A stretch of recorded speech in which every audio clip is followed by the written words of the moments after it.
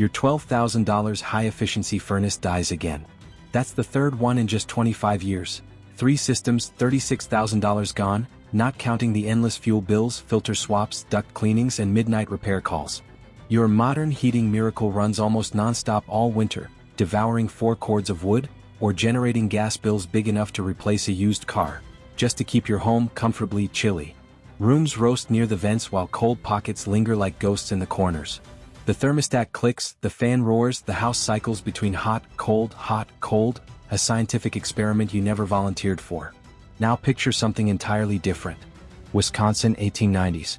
German immigrants, farmers, carpenters, stonemasons, built strange 4,000-pound brick structures in the corners of their kitchens.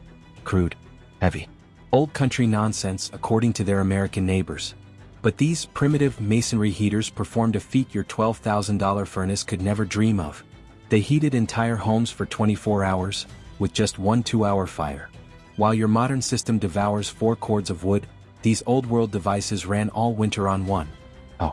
What did these immigrants understand about heat? What forgotten science were they using, that modern engineers somehow ignored? And why did this superior technology vanish from America by 1920? Its knowledge quietly buried under the rise of convenient, profitable, forever expensive fuel systems. The January bill that breaks you. It's the middle of January. Your heating bill arrives, $437 for 1 month. Your brand new high-efficiency furnace, installed 8 years ago with promises of 93% efficiency and decades of reliability, has been running nearly non-stop since early December. Instead of reliability, you got the third major repair in 2 years. Skyrocketing fuel use, and the third furnace replacement of your adult life. The first furnace lasted 12 years before its heat exchanger cracked. The second had constant control board failures until the final repair quote exceeded its value. Now the third is limping along, burning enough fuel to bankrupt you one January at a time. Add up the equipment costs alone, $36,000. Maintenance? Repairs? Emergency calls? Untold thousands. And despite all that machinery, your house still feels uneven, hot by the vents, freezing everywhere else. A system of fans, ducts, and electronics, and yet your master bedroom remains cold enough to store meat.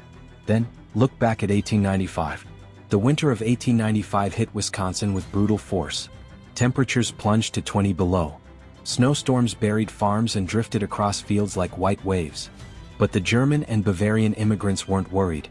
They had built something America had never seen. Massive brick structures, towering columns of clay brick and limestone mortar, sitting like sleeping giants inside their homes. Locals mocked them. Old world foolishness. A waste of time. Why build an oven the size of a horse? Yet inside the Mueller farmhouse, something miraculous was happening. The impossible fire of Heinrich Mueller. Heinrich Mueller, a Bavarian stonemason, spent 3 autumn weeks constructing his masonry heater. No steel parts. No motors. No electronics. Just bricks, sand, and centuries of European heating wisdom. When the first deep freeze arrived, Mueller lit a fire at 6 in the morning. He burned split oak, not for hours, not all day, but for exactly 2 hours. Then he closed the dampers and walked away. Inside the firebox, temperatures soared between 1,500 and 2,000 degrees Fahrenheit. At that heat, something modern systems rarely achieve occurred. Complete combustion. Every particle of wood, every molecule of creosote, every puff of smoke, burned fully and efficiently. No waste. No soot. No smoldering. By 8 a.m. the fire was dead. But the heater's surface glowed at 150 degrees Fahrenheit, radiating deep, even warmth. And here is the miracle. 24 hours later, the house was still warm. Mueller's neighbors, with their American cast-iron stoves, were shoveling wood into their fires all day and every night, yet still waking to frozen water buckets. Mueller burned 1 cord of wood per winter. They burned 4. Mueller slept peacefully. They woke every few hours to feed their fires like medieval peasants. His system had 0 moving parts, 0 repairs, 0 maintenance, 0 fuel waste. It simply worked. The secret they understood, and we forgot. These immigrants understood a principle so basic, so ancient, and so efficient that it now feels revolutionary. Thermal mass plus complete combustion equals free heat after the fire dies. The 4,000 pounds of brick acted like a giant battery. During the 2-hour blaze, the masonry soaked up enormous heat energy. Once the dampers closed, the heater entered its second phase. Slow, steady, radiant release of stored heat for 18 to 24 hours. Modern heating is like a car that only moves when your foot is on the gas. A masonry heater is like a flywheel. Once charged, it keeps turning long after the effort stops. While your furnace roars to life every 20 minutes, a mini jet engine rattling the ducts, Mueller's heater maintained a stable decline. 150 degrees Fahrenheit at dawn, 120 by midday, 100 by evening, 80 the next morning. Always comfortable, always even, always silent. Why did America abandon perfection? By 1920, masonry stoves had almost completely disappeared from the American landscape. Not because they failed. Not because Americans didn't like them. They disappeared because coal companies, oil companies, furnace manufacturers, and gas utilities began selling convenience. Their marketing buried old-world knowledge under the promise of push-button heat, low effort, modernity, and, crucially, monthly bills. Complex machines equals constant revenue. Simple masonry heaters equals one-time construction, near-zero maintenance, no profit. So the industry pushed the old systems into obscurity. The science didn't fade, it was buried under a century of advertising. Yet the truth remains. Those immigrants built heating systems better than anything in most modern American homes today. Durable, efficient, silent, clean, and able to defeat winters that would cripple today's HVAC systems. Their knowledge could save you thousands, and change how we heat homes forever. This brings us to the second crucial difference modern heating engineers completely misunderstood. A misunderstanding so basic it reshaped an entire nation's heating habits. Radiant heat versus convective heat. Your forced air furnace works by heating air. And what does hot air do? It rises, instantly, straight to the ceiling. It forms layers, stratified zones, where the warmest air sits 6 feet above your head, doing absolutely nothing for your comfort. Down at floor level where your body actually exists, the air remains chilly. Your feet stay cold, your head overheats, and your thermostat ends up set at 74 degrees just to make your ankles feel human. This is convective heating, the least efficient method ever invented, and yet the standard in nearly every modern home. But Mueller's masonry heater played an entirely different game. His system didn't heat air. It heated objects, people, walls, furniture, your very bones. It produced radiant heat, the same warmth you feel on your skin during winter sunlight, even when the air temperature is freezing. Radiant energy travels in straight lines, warming physical mass rather than wasting energy on air that immediately rises out of the comfort zone. A room kept at 68 degrees with radiant heat feels as comfortable as 72 degrees with forced air, because your body absorbs the energy directly. There are no cold feet, no overheated head, no layered temperature zones. Just deep, gentle, even warmth from floor to ceiling. This single principle, ignored or forgotten by modern HVAC designers, allowed immigrant craftsmen to heat entire homes using 1/4 the fuel of modern systems. They worked with natural laws, not against them. No fans, no ducts, no constant cycling, no heat loss through the ceiling. Just pure, elegant thermodynamics. But radiant heat was only the beginning. The hidden engineering inside a crude brick box. The true genius of Mueller's heating system was concealed behind its humble brick exterior. What looked like a primitive pile of masonry was, in reality, a masterwork of combustion engineering refined through centuries of alpine winters where a heating failure meant death. Every brick placement, every angle, every measurement followed principles taught by European guild masters long before engineering schools existed. At the heart of this system lay the firebox, lined with dense refractory firebrick capable of enduring temperatures of 2000 degrees Fahrenheit or more without cracking. These were not ordinary red bricks. They were hardened clay composites, tougher than many steels, designed to trap and withstand extreme thermal stress.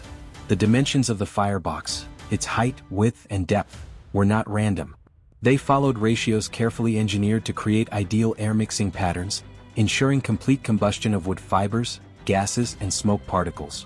But above this chamber lay the true innovation, the secondary combustion system. Modern wood stoves burn wood. Mueller's heater burned wood twice. As primary combustion heated the firebox, smoke and unburned gases rose upward into secondary chambers. There, fresh oxygen, introduced through precisely positioned intake channels, triggered a second burn. This second burn consumed the smoke itself, extracting heat energy. Modern stoves simply lose up the chimney as creosote, soot, and wasted fuel. Then came the most brilliant element of all, the internal labyrinth, a 20-foot heat harness. In a modern fireplace, hot gases shoot straight up the chimney, wasting 70% of the heat created. In Muller's system, those gases were forced through a maze of masonry channels that snaked back and forth through the 4,000-pound mass. These channels stretched 15 to 20 feet, compared to the 3 to 6 feet of travel in a contemporary stove. Every foot of that journey pulled more heat into the brick walls. By the time exhaust reached the chimney, temperatures dropped from nearly 2,000 degrees Fahrenheit to as low as 250 to 300 degrees Fahrenheit. Almost all the usable energy had already been captured. This labyrinth acted like a reverse heat exchanger, maximizing heat absorption and minimizing waste. The thermal flywheel. The massive bricks themselves were chosen with precision. Inner core, dense firebrick with high thermal conductivity, fast to absorb heat. Outer layers, lighter brick that released heat slowly. This created a thermal gradient, a slow-release energy bank that stored heat like a flywheel stores momentum. Once the fire died, the system continued providing stable warmth for 18 to 24 hours. No cycling, no temperature spikes, no noisy fans. Just a perfectly smooth decline in warmth that kept the house comfortable around the clock. A single system, multiple functions. The most advanced masonry heaters performed more than heating. They integrated entire household functions. Baking ovens using residual heat for hours. Heated sleeping benches, the beloved German Kachelofen tradition. Hot water heating coils. Drying shelves and warming niches. One fire. One system. Cooking, heating, bathing, sleeping, all running off the same highly efficient thermal engine. Modern homes split these tasks across a furnace, a water heater, an oven, a stovetop. Each one gobbling energy independently, each one designed to break and be replaced. The immigrants saw heating as systems engineering, not appliance shopping. The lost art of firing the heater. Owning a masonry heater wasn't simply ownership, it was craftsmanship.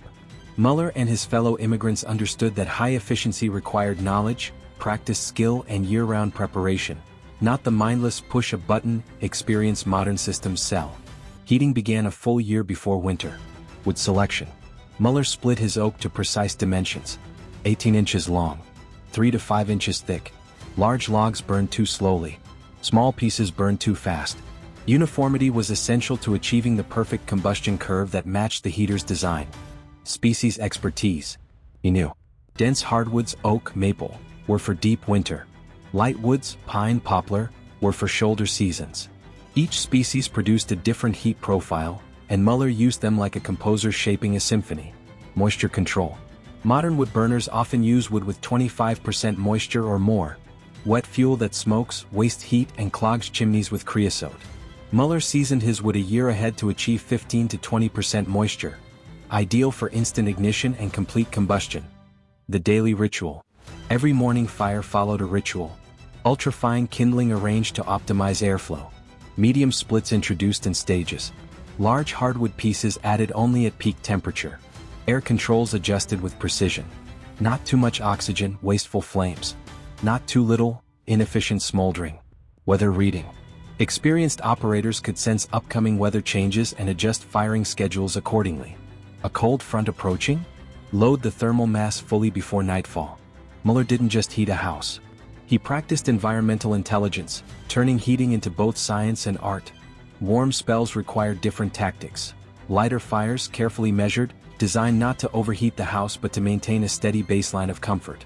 Skilled operators of these heaters could sense approaching weather changes almost in their bones. They adjusted firing patterns days in advance, preparing the thermal mass for whatever nature was about to deliver. This rhythm of heating shaped the rhythm of daily life.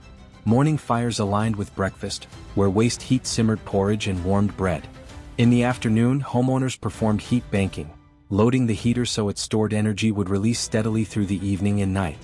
Families coordinated washing, baking, drying, and every heat-intensive task with the heater's thermal cycle, extracting usefulness from every degree of stored warmth. Compare that to modern households who live in constant service to a furnace that offers nothing but warm air in return. It demands fuel without giving secondary benefits. It commands maintenance without providing mastery. The immigrant families who used masonry heaters did the opposite.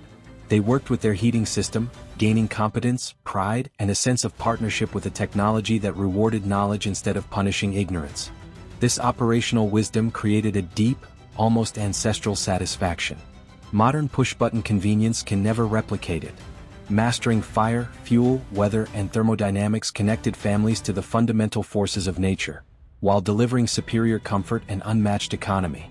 The proof still stands in plain sight, for anyone willing to look beyond the shiny brochures and marketing promises of contemporary heating companies. One of the clearest examples lies in Stowe, Vermont, inside the old Zimmermann farmhouse.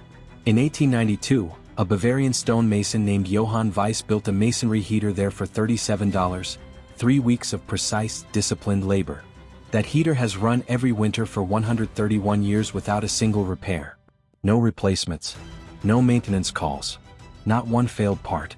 Meanwhile, the same house has cycled through 4 oil furnaces, several expensive gas conversions, and a parade of repair bills for failing ductwork, burned-out blowers, and malfunctioning control systems. Yet the immigrant mason's heater, quiet, humble, nearly forgotten, still warms the home on 1 cord of wood per season. The story repeats across the upper Midwest, where German and Scandinavian settlers brought their stone and brick traditions to America. On the Larson family farm near Eau Claire, Wisconsin, the original masonry heater installed in 1886 is still in use. 5 generations have grown up in its warmth. And during all that time, neighbors who mocked the primitive European heater replaced their modern furnaces 7 times. That original investment, $42 for materials and labor, has now delivered 137 years of reliable service, while surrounding families spent tens of thousands chasing constantly failing modern equipment. But this knowledge didn't remain buried in history forever. During the energy crisis of the 1970s, a handful of builders and engineers began paying attention. They examined surviving systems, traced heat channels through old masonry, measured labyrinth passages, and realized they had discovered something modern engineering had overlooked.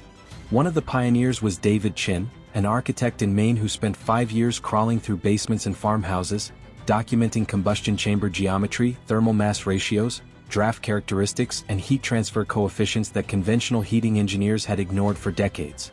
His work opened the door for companies like Tempcast in Ontario and Mainawood Heat, who revived the old designs for modern customers.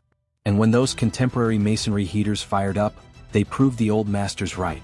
The same insane efficiency. The same 24-hour heat cycles. The same remarkable comfort that stunned neighbors in the 1890s. But the knowledge had transformed, from everyday immigrant skill to a high-end specialty product. Today a professionally built masonry heater costs $15,000 to $25,000, and only the most energy-conscious homeowners invest in them. The economics reveal a harsh truth about what happens when a society abandons time-tested wisdom. Consider the real cost of heating a home for 50 years with modern systems. Your first furnace, $12,000. 20 years later, another $12,000. 40 years later, another. Add inflation, maintenance contracts, blower replacements, duct cleaning, cracked heat exchangers, emergency calls, and, most of all, fuel. Across 50 years, the total easily climbs to $80,000 or more, all for inconsistent comfort. Now compare that with the numbers for a masonry heater. $20,000 upfront. 0 maintenance. 0 replacement parts. 1/4 the fuel consumption of a furnace. Total 50-year cost, including fuel, drops to under $30,000, while providing far superior comfort, reliability, and durability. And unlike a furnace, the masonry heater doesn't die when you retire. It becomes an inheritance, warming your grandchildren as it once warmed you. But the deeper lesson goes far beyond cost. It reaches into the philosophy that shaped the work of traditional craftsmen versus modern manufacturers. Immigrant masons built heaters meant to outlast themselves. They designed systems for multiple generations, engines of comfort that improved with age as the thermal mass seasoned and efficiency increased. Their engineering philosophy was rooted in permanence, not profit. Modern heating companies build products designed to fail in predictable cycles, to guarantee perpetual revenue. Planned obsolescence, wrapped in shiny metal and advertised as technological advancement. In the race for convenience, we traded away permanence. We exchanged competence for ignorance. We sacrificed wisdom for marketing. Yet the immigrant heaters still stand, quiet, durable monuments to a forgotten engineering truth. Real technology doesn't create dependency. It solves problems so well that generations can live in the comfort of its success.